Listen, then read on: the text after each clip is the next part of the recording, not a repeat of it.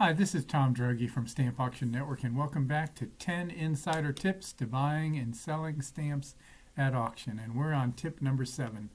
Hope you enjoy this one. This is don't depend on the market. And what I mean here, because it may seem contradictory because we're talking about get market value and all that kind of stuff. What I mean here specifically is don't depend on the underbidder to set the price of an item.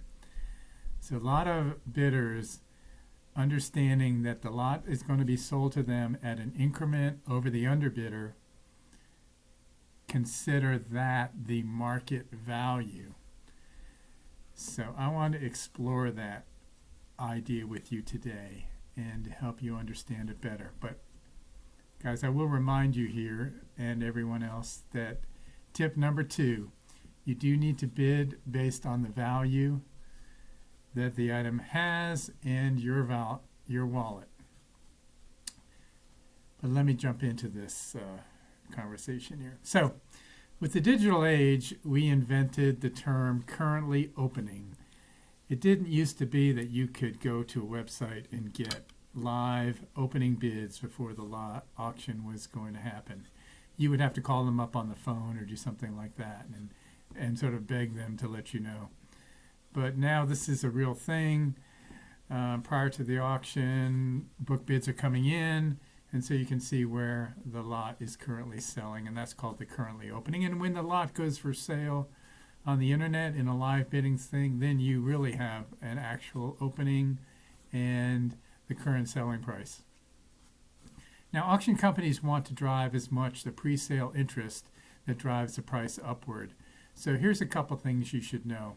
First of all, most items sell at auction time either to the live internet floor or to the real physical floor when the lot comes up for sale. So somewhere between 60 and 80% of all lots sell at the podium, to the floor, to the phone, to the internet bidders, etc. So this includes telephone bidders, agent bidders, etc. But do not depend on the market to determine the price, meaning the currently selling price. This is not the stock exchange. This is not a perfect bid-buy situation. Stamps are not an asset class. So even where there is sufficient supply or demand on some stamp items, all it takes is one undisciplined bidder to drive up the price of a lot. And he may or may not be there when the time comes for you to sell the lot. And this is especially true for the majority of stamps, which for the most part have limited buying demand. Specialization is lots of fun and very rewarding, and your specialized information is very valuable. But remember, there's only a few others like you out there competing for those items, and that's where a common error can occur. You assume because you bought it at an increment over the underbidder that when the time comes it will be sold for at least what the underbidder was willing to pay for it. The problem is you won't be bidding. So the market price will be based on the increment over the current third highest bidder. And in a low demand market, who knows where that will be, or even if there are two bidders around when the time comes to sell. So don't depend on opening bids. Don't depend on winning the lot in an increment over the underbidder. You need to know what the lot is worth and what you're willing to pay for it. Now, I know this is contrarian advice. You would be amazed at the number of people who tell me that the historic price of an item makes no difference to them at all. They don't need Stamp Auction Network pricing information or the auction descriptions or anything like that. They just want it. So be warned. Point 2, though, don't use absentee bidding. In other words, that is where you submit your bids to the auction house before the sale. There is one reason why you might want to use it, and I go into that into some of the videos that I give you. But if you just want to bid $200 on the lot, you think it's going to sell for $200, you want to win the tie, then by all means use absentee bidding. But in any other scenario, you want to keep your cards as close to your chest as you can.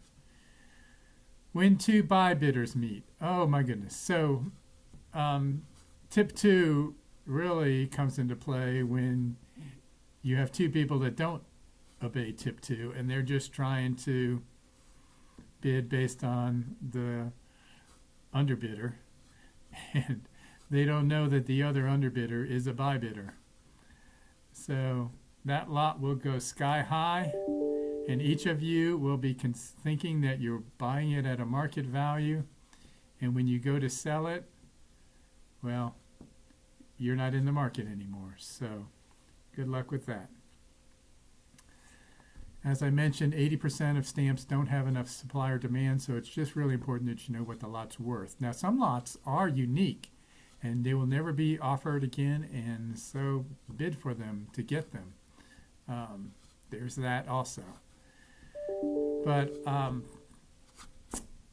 again, just repeating, this is not an asset class. Most items sell on the floor, and use the features at Stamp Auction Network to identify the items that will carry their value, that have enough demand and supply to have a market value when they come to sale. And by the way, guys, sniping is not a real thing in real auctions. If you try to snipe at the last minute, you just make everyone annoyed with you, because your bid will go in and they will hold the lot open another 15 seconds to see who else will come back and beat you. So that's tip 7. Hope you enjoyed that. It was longer than usual. Contact me at my email address or my phone number if you want to have a conversation. Thanks a lot. See you next time.